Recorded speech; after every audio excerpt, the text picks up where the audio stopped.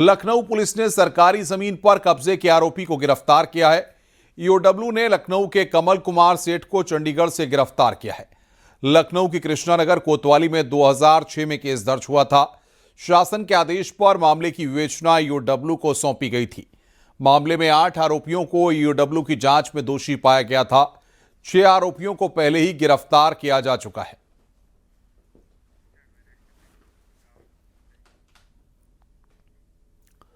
Kanpur police ने cyber ठगी के 3 आरोपियों को गिरफ्तार किया है। गैंग मोबाइल पर अश्लील वीडियो देखने का आरोप लगाकर ठगी करता था। आरोपी खुद को पुलिस का अधिकारी बताते थे, लाखों से ठगी करते थे। साथ ही आरोपी पीएम आवास योजना का लालच देकर भी ठगी करते थे। पुलिस की गिरफ्त में आए साइबर ठगी आरोपी कानपुर और कानपुर देहात के रहने वाले हैं। सचिंडी थाना पुलिस ने आरोपियों के बैंक खातों में 8 लाख रुपए फ्रीज कराए हैं। आरोपी कई फेक आधार कार्ड, 17 सिम कार्ड और 3 मोबाइल बरामद किए हैं। पुलिस इस गैंग के नेटवर्क को खंगाल रही है। रुपए जो अभी हमें पता चले हैं, अभी फिलहाल इनके अकाउंट में हमें 8 लाख रुपए फ्रीज हमने कराए हैं जो इनके अकाउंट में पड़े हुए थे। बिकॉज ज्यादातर पैसा ये जैसे ही इनके अकाउंट में फ्रॉड मनी आता है, ये इसको मल्टीपल लेयर्स में उसको ट्रांसफर कर देते हैं। तो इनके खाते में पैसा, ये जो पैसा अभी इनके पास है, ये पैसा ये ट्रांसफर नहीं कर पाए थे, इसलिए ये हमें इनके खातों में मिला है। और अभी बैंक डिटेल्स आना भी बाकी है, तो इससे क्लियर होगा कि एग्जैक्ट कितना अमाउंट है। लेकिन निश्चित रूप से ये कई करोड़ में ये जाएगा। मऊ में डूडा विभाग के इंजीनियर पर यौन शोषण का आरोप लगा है। पीड़िता डूडा विभाग में ही संविदा कर्मी है। आरोप है कि अंकित सिंह ने शादी का झांसा देकर संबंध बनाए, लेकिन बाद में शादी से इंकार कर दिया। उधर पीड़िता ने स्थानीय नेताओं पर मामले में समझौता कराने का दबाव बनाने का आरोप लगाया है। पीड़िता ने समझौते के लिए आए नेताओं की बातचीत वीडियो भी साझा किया है। पीड़िता की शिकायत पर केस दर्ज कर पुलिस ने आरोपी इंजीनियर को गिरफ्तार कर लिया है। हम उनको ठीक है, पूछना नहीं है अंकल जी, आप लोग दलाली मत करिए उसके साइड से। बीजेपी के कुछ नेता लोग आके मुझे सेटलमेंट करने के लिए पैसा का ऑफर दे, हमारे घर हमको बोल रहे हैं कि सेटल कर लो, बदनामी होगी, ये होगी, क्या होगी, मैनेज कर लो पैसे लेके। कुछ ये लोग हमें पैसे का ऑफर दे रहे हैं। मुझे या तो वो मुझसे शादी करे या तो फिर जेल जाए। उन्होंने ये आरोप लगाया कि वो संविदा में डूडा में काम करती थी और उनका एक सहकर्मी भी उनके साथ काम करता था। वो सहकर्मी ने इनको शादी का झांसा दिया और इनके साथ शारीरिक संबंध बनाए, लेकिन इनके साथ शादी नहीं की और इनको जो है टालता रहा। इस पर इन पीड़िता द्वारा जो है अभियोग पंजीकृत कराया। हम लोगों ने तत्काल अभियोग पंजीकृत कर लिया है। जो इसमें अभियुक्त है उसकी हमने गिरफ्तारी कर ली है, उसको जेल भेज दिया गया है। बाराबंकी पुलिस ने चोरी के 3 आरोपियों को गिरफ्तार किया है। आरोपियों से चोरी की सरसों की बोरियां, जेवर, कैश और 2 बाइक बरामद की हुई हैं। स्वाट सर्विलांस और सफदरगंज थाना पुलिस ने आरोपियों को गिरफ्तार किया है। चोरी के 2 आरोपी रोहित और दुर्गेश वर्मा की पुलिस को तलाश है।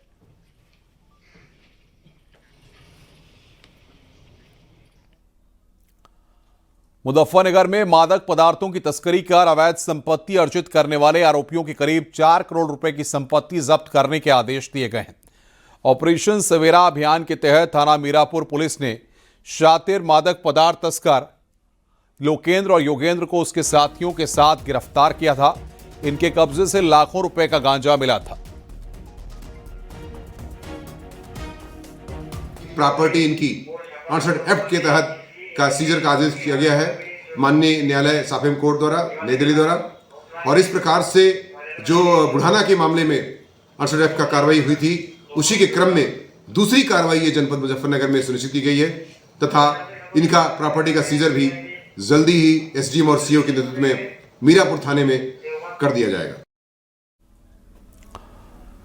प्रतापगढ़ से खबर है, कुएं में मिट्टी में दबने से एक मजदूर की मौत हुई है। कुएं में साफ सफाई कर रहे थे मजदूर, अचानक मिट्टी धंसने के कारण यह हादसा हुआ।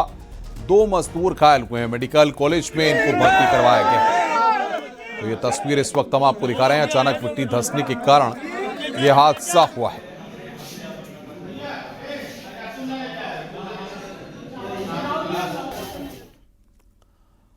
आगरा में एक बार फिर से तेज रफ्तार का कहर देखने को मिला है, जहां कमतरी मोड़ पर तेज रफ्तार कार अनियंत्रित होकर नहर में गिर गई। इस हादसे में कार सवार की मौत हो गई, जबकि 3 लोग यहां पर घायल हो गए।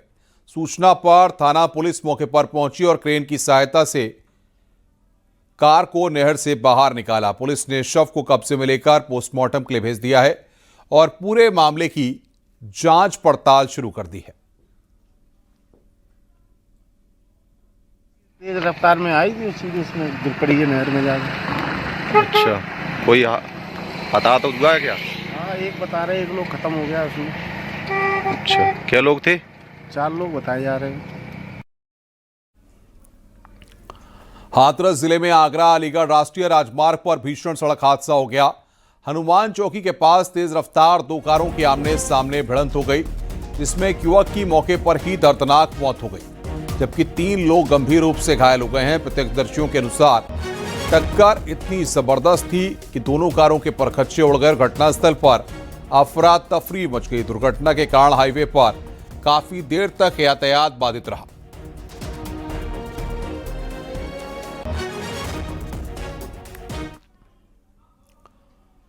गणतंत्र दिवस को लेकर वाराणसी पुलिस फोर्स अलर्ट पर है। रेलवे स्टेशन पर पुलिस का सघन चेकिंग अभियान चलाया गया, जिसमें सभी फोर्स मौजूद रही। इसी कड़ी में वाराणसी कैंट रेलवे स्टेशन के पूरे परिसर की जीआरपी और आरपीएफ के संयुक्त चेकिंग अभियान के तहत चेकिंग की गई, जिसमें आने जाने वाली ट्रेन, प्लेटफॉर्म, पार्सल और यात्रियों के बैग समेत पार्किंग में खड़ी गाड़ियों को भी चेक किया गया। इस दौरान फोर्स के साथ खोजी कुत्ता भी मौजूद रहा। गणतंत्र दिवस और माघ मेला के दृष्टिगत चेकिंग कर रहे हैं, जिसमें platform, circulating area, holding area आदि स्टेशन परिसर में सभी जगह चेकिंग कर रहे हैं। क्या संदेश दिए लोगों को? लोगों को संदेश दे रहे हैं हम लोग कि किसी के द्वारा दी गई किसी भी वस्तु को न खाएं, न पिएं, और यदि कोई लावारिस वस्तु मिलती है तो उसके संबंध में तुरंत 139 और जीआरपी व आरपीएफ को सूचित करें। मऊ में पुलिस ने अस्पताल में हुई डकैती का खुलासा किया। पुलिस ने आरोपी डॉक्टर और उसके ड्राइवर को गिरफ्तार कर लिया। अस्पताल से 40 लाख का आधुनिक मशीन की चोरी हुई थी। आरोप के मुताबिक लखनऊ के डॉक्टर ने मऊ में चोरी की थी। कट्टे के बल पर सुरक्षाकर्मी को बंधक बनाकर डकैती की गई थी, जिसका सीसीटीवी फुटेज सामने आया था।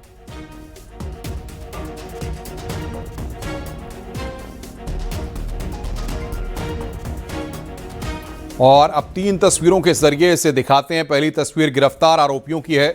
दूसरी तस्वीर में आप देख सकते हैं कि किस तरह से इन्होंने अस्पताल के गार्ड को कुर्सी से बांधा था। और तीसरी तस्वीर उन मशीनों की है जिन्हें पुलिस ने बरामद किया है।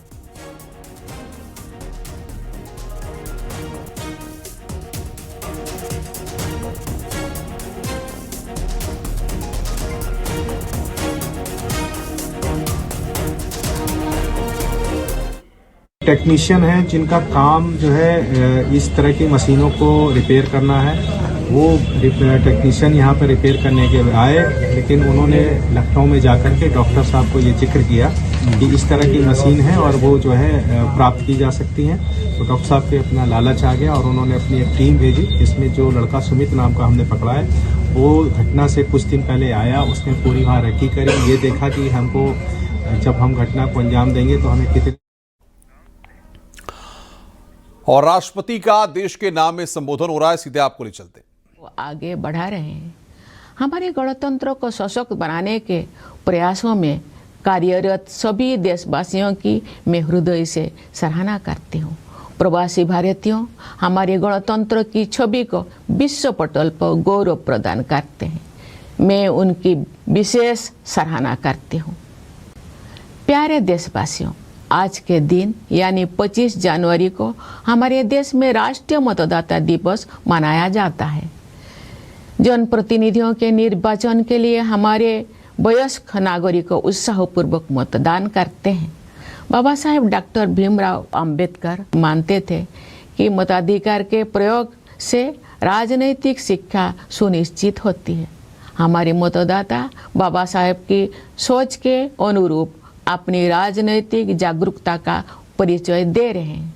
मतदान में महिलाओं की बढ़ती हुई भागीदारी हमारे गणतंत्र का एक शक्तिशाली आयाम है। महिलाओं का सक्रिय और समर्थ होना देश के विकास के लिए अत्यंत महत्वपूर्ण है। उनके स्वास्थ्य, शिक्षा, सुरक्षा और आर्थिक सशक्तिकरण हेतु किए जा रहे राष्ट्रीय प्रयासों से अनेक क्षेत्रों में महिलाओं की भागीदारी बढ़ी है। बेटी बचाओ बेटी पढ़ाओ अभियान से बेटियों की शिक्षा को प्रोत्साहन मिला है। प्रधानमंत्री जन धन योजना के तहत अब तक 57 करोड़ से अधिक बैंक खाते खोले जा चुके हैं। इनमें महिलाओं के खाते लगभग 56% है। हमारी बहनें और बेटियां परंपरागत रूढ़ियों को तोड़कर आगे बढ़ रही हैं। महिलाएं देश के समग्र विकास में सक्रिय योगदान दे रही है। 10 करोड़ से अधिक सेल्फ हेल्प ग्रुप से जुड़े बहनें विकास की नई परिभाषा लिख रही हैं। महिलाएं खेत खलिहानों से लेकर अंतरिक्ष तक, स्वरोजगार से लेकर सेनाओं तक अपनी प्रभावी पहचान बना रहे हैं। खेल कूद के क्षेत्र में हमारी बेटियों ने विश्व स्तर पर नए प्रतिमान स्थापित किए हैं। पिछले वर्ष नवंबर में भारत की बेटियों ने ICC women's cricket world cup और उसके बाद blind women's T20 world cup जीतकर स्वर्णिम इतिहास रचा है। पिछले ही वर्ष चेस वर्ल्ड कप का फाइनल मैच भारत की ही 2 बेटियों के बीच खेला गया। ये उदाहरण खेल जगत में हमारी बेटियों के वर्चस्व का प्रमाण है। ऐसी बेटियों पर देशवासियों को गर्व है। पंचायती राज संस्थाओं में महिला जन प्रतिनिधियों की संख्या लगभग 40% है। महिलाओं के राजनैतिक सशक्तिकरण को नई ऊंचाई देने वाले नारी शक्ति बंधन अधिनियम से महिलाओं के नेतृत्व द्वारा विकास की सोच को अभूतपूर्व शक्ति मिलेगी। विकसित भारत के निर्माण में नारी शक्ति की भूमिका महत्वपूर्ण रहेगी। उनके बढ़ते हुए योगदान से हमारा देश महिला पुरुष समानता पर आधारित समावेशी गणतंत्र का उदाहरण प्रस्तुत करेगा। समावेशी सोच के साथ वंचित वर्गों के कल्याण और विकास के लिए अनेक योजनाओं को कार्यरूप दिया जा रहा है। पिछले वर्ष 15 नवंबर को देशवासियों ने धरती आबा भगवान बिरसा मुंडा की जयंती के दिन 5वां जनजातीय गौरव दिवस मनाया तथा भगवान बिरसा मुंडा की 150वीं जयंती के उपलक्ष्य में मनाए गए उत्सव संपन्न हुए। आदि कर्मयोगी अभियान के माध्यम से जनजातीय समुदाय के लोगों में नेतृत्व क्षमता को निखारा गया। विगत वर्षों में सरकार ने जनजातीय समाज के गौरवशाली इतिहास से देशवासियों का परिचय कराने के लिए संग्रहालय के निर्माण सहित अनेक कदम उठाए। उनके कल्याण और विकास को प्राथमिकता दी गई है। राष्ट्रीय सिकिल सेल एनीमिया उन्मूलन मिशन के तहत अब तक 6 करोड़ से अधिक स्क्रीनिंग की जा चुकी है। एकलव्य मॉडल रेसिडेंशियल स्कूलों में लगभग 1,40,000 विद्यार्थी शिक्षा प्राप्त कर रहे हैं तथा अनेक विद्यार्थी ने प्रतियोगी परीक्षाओं में उत्कृष्ट प्रदर्शन किया है। स्वास्थ्य और शिक्षा के ऐसे अभियान जनजातीय समुदाय की विरासत और विकास का समन्वय कर रहे हैं। धरती आबा जनजातीय ग्रामोत्कर्ष तो राष्ट्रपति मुर्मू का संदेश आप सुन रहे थे। आगे बढ़ते हैं। मिर्जापुर में जिम में धर्मांतरण और लव जिहाद के मुख्य आरोपी इमरान को कोर्ट ने 14 दिन की न्यायिक हिरासत में जेल भेज दिया है। कड़ी सुरक्षा के बीच आरोपी इमरान को पुलिस सीजेएम कोर्ट से जेल लेकर गई। इससे पहले क्राइम ब्रांच की टीम ने देहात कोतवाली थाने में मास्टरमाइंड इमरान खान से पूछताछ की। पैसे की फंडिंग, धर्मांतरण और ब्लैकमेलिंग से जुड़े कई सवालों की पर पूछताछ की गई। पुलिस ने कल उसे दिल्ली हवाई अड्डे से गिरफ्तार किया था। वो परिवार संग दुबई भागने की फिराक में था। इमरान खान जिम धर्मांतरण मामले में फंडिंग का मास्टरमाइंड बताया जा रहा है।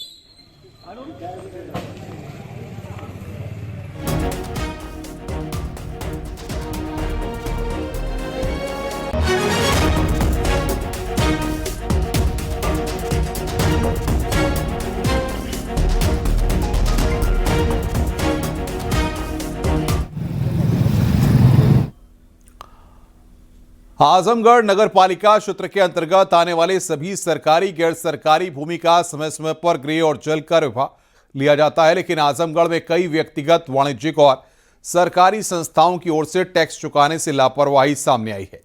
जानकारी के मुताबिक आजमगढ़ नगर पालिका में तकरीबन 10 करोड़ रुपए से अधिक का गृह और जल का लगने वाला टैक्स बकाया है। इस सूची में न केवल आम आदमी है बल्कि जिले के कई सरकारी विभागों के दफ्तर भी शामिल हैं। नगर पालिका की ओर से इन सरकारी विभागों से टैक्स वसूली के लिए कार्रवाई शुरू कर दी गई है।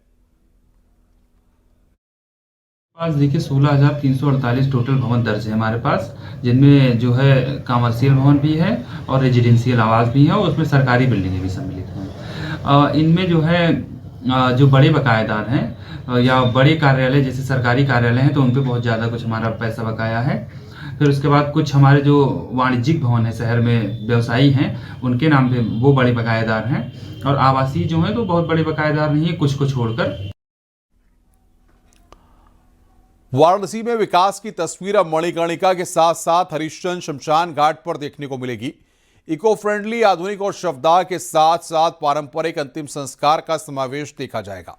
इस विकास के बाद काशी में बाढ़ के दौरान जो गलियों में शवदाह की तस्वीर सामने आती थी वो अब बीते दिनों की बात हो जाएगी। दरअसल वाराणसी में 2 महाशमशान घाट हैं, एक मणिकर्णिका और दूसरा हरिश्चंद्र घाट। दोनों स्थानों का विशेष महत्व है और दोनों स्थानों पर शवों के अंतिम संस्कार का क्रम लगातार जारी रहता है। बाढ़ के दिनों में इस घाट पर सबसे ज्यादा परेशानी होती है, शवों को गलियों में जलाना पड़ता है। इसी कारण इन घाटों का नया निर्माण किया जा रहा है। जो हरिश्चंद्र घाट पे जो कार्य चल रहा है उसके लिए माननीय प्रधानमंत्री जी को हृदय से धन्यवाद देता हूं कि ऐसा कार्य कराने जा रहे हैं जिसकी मांग हम लोग जो है पिछले 2500 साल से करते थे। कि क्योंकि जब बाढ़ आता था तो यहाँ पीछे गली है, वहाँ पे 100 का दाह संस्कार होता था, तो पीछे रहने वाली क्षेत्रीय जनता काफी परेशान होती थी। उनके घरों में धुएं भर जाते थे, उनके बच्चे बीमार हो जाते थे, खाना खाना तक मुश्किल हो जाता था। इटावा से खबर है, थाना प्रभारी और सब इंस्पेक्टर सम्मानित होंगे। रेलवे पुलिस के थाना प्रभारी हैं जितेंद्र कुमार, सब इंस्पेक्टर राहुल कुमार आगरा में सम्मानित होंगे। रेलगाड़ी से लापता हुए मासूम को बरामद किया था। आगरा रेलवे के एसपी अनिल कुमार झा सम्मानित करेंगे। लखनऊ में मुख्यमंत्री योगी ने छात्र छात्राओं को स्कॉलरशिप का तोहफा दिया है। 19 लाख छात्राओं के बैंक खाते में 944.55 करोड़ रुपए सीधे ट्रांसफर किए गए। इस दौरान मुख्यमंत्री योगी आदित्यनाथ ने कहा कि पिछली सरकारों की नीयत साफ नहीं थी। उत्तर प्रदेश के लोगों के सामने पहचान का संकट खड़ा होता था।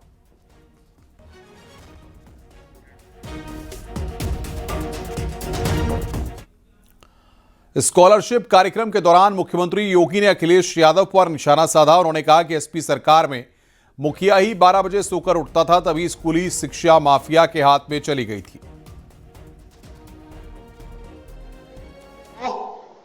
जिस प्रदेश का मुखिया 12 बजे सो करके उठता होगा उसके लिए कोई सूर्योदय की बात करेगा तो वो तो सपना मानेगा, बोले बेफिजुल की बात कर रहे हैं, क्योंकि उसको देश दुनिया की कोई जानकारी नहीं होगी, वो लेना भी नहीं चाहेगा। और परिणाम क्या होता था? उत्तर प्रदेश के नौजवान के सामने पहचान का संकट खड़ा होता था। उनको पता ही नहीं था कि बेसिक शिक्षा उनके समय में बंजर हो चुकी थी, माध्यमिक शिक्षा नकल का अड्डा बन चुकी थी, और पहचान का संकट यहां के नौजवानों के सामने खड़ी होती थी। कुछ चंद माफिया यहां के नौजवानों के भविष्य के साथ खिलवाड़ करते थे। उस माफिया को जब क्रैश किया गया, नकल पर सख्ती से रोक लगाई गई और उसके लिए प्रोजेक्ट अलंकार योजना ला करके उन स्कूलों का आज देखिए आप, जितने भी गवर्नमेंट इंटर कॉलेजेज हैं, एडेड इंटर कॉलेजेज हैं, प्रोजेक्ट अलंकार के अंतर्गत हमने पैसा दिया है। आज उनके भव्य भवन फिर से अपने गौरव की ओर हम सबका ध्यान आकर्षित करते हैं। उत्तर प्रदेश की 10 हस्तियों को पद्मश्री सम्मान मिलेगा। अनिल कुमार रस्तोगी को पद्मश्री सम्मान मिलेगा। अशोक कुमार सिंह को पद्मश्री मिलेगा।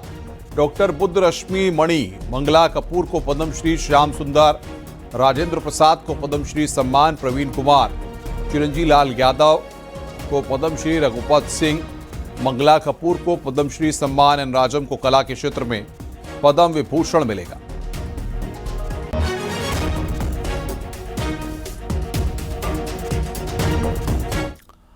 खबर मेरठ से है, जहां पर जिम जिहाद को लेकर राज्य महिला आयोग की अध्यक्ष बबीता सिंह चौहान का बयान आया। उन्होंने कहा है कि जिम में जितना जिहाद है उतना कहीं नहीं। छांगुर अगर कोबरा है तो जिम जिहाद करने वाले सांप सपोले हैं। जिसको कहना चाहिए कि एक वो बड़ा ही खतरनाक, जिसे कोबरा कह सकते हैं, नाग, कि जिसने इतने सारे उनको डसा। फिर उसके बाद छोटे छोटे ये सांप वाप से ये ऐसे रह गए, जैसे अभी रमीज के जी में निकला, इनको पकड़ा गया। अब ये छोटे छोटे जो सपोले हैं, जो ये कहना चाहिए इसमें जिम जैसी जगहों में या और ऐसी जो सामान्य जगह है कि जहाँ महिलाएं बहुत कस्टमर हैं, वहाँ इनका टारगेट रहता है। इटावा में राष्ट्रीय स्वयंसेवक संघ से जुड़े मुस्लिम मंच के संयोजक डॉक्टर इंद्रेश कुमार ने प्रयागराज में शंकराचार्य मुक्तेश्वरानंद विवाद पर बयान दिया। उन्होंने कहा कि संतों के साथ साथ यूजीसी के मुद्दे पर समाज को बांटने वाले लोग किसी भी सूरत में कामयाब नहीं होंगे। उत्तर प्रदेश के साधु संत और सरकार शंकराचार्य मामले को सुलझाने में सक्षम है। विपक्ष हार से बौखलाया हुआ है। साधु संत महात्मा, उत्तर प्रदेश के राजनेता इस बात में सक्षम हैं और वह इस समस्या का समाधान जल्द ही निकाल लेंगे। कोई भी वहां तनाव नहीं आएगा। There will be a solution. सरकार की छवि ना कोई खराब कर पाया है न कर पाएगा। सरकार स्वच्छ छवि की थी, है और रहेगी। पीलीभीत पुलिस ने नाबालिग से गैंगरेप के 5 आरोपियों को गिरफ्तार किया। पुलिस ने गिरफ्तार किए आरोपियों की खूब खातिरदारी की है। तस्वीरों में आरोपी लंगड़ा कर चलते दिखे। मामला बीसरपुर थाना इलाके का है। पीड़िता के पिता ने 22 जनवरी को गैंगरेप का मुकदमा दर्ज कराया था।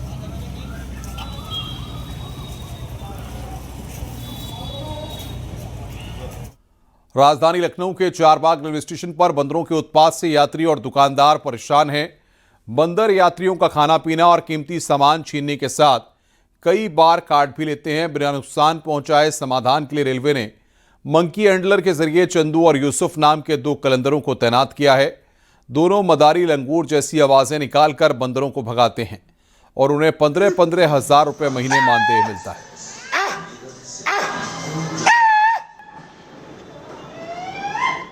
हमें सर बंदर भगाने के लिए बंदरों इसे हटन कर ले, बंदरों काट रहे हैं सर, उसी मारे हमें बुराया किया गया है साहब।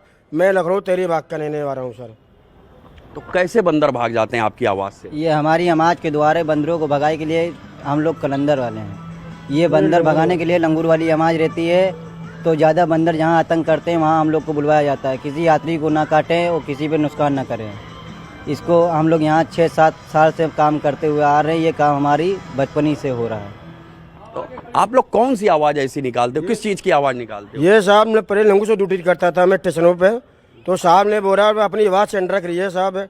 ये बंदरों को ज़्यादा एंटर करने के लिए लंगूर को नहीं मारा, अपनी आवाज़ से एंटर करते हैं सर। बंदरों को हम भगाते हैं। तो तुम लोग क्या लंगूर की आवाज़ निकालते हो? जी सर, लंगूर वाली आवाज़ रहती है हमारी, और लंगूर से उसमें लंगूर में बैंड कर दिया गया। हम अपनी आवाज़ के द्वारा भगा रहे हैं।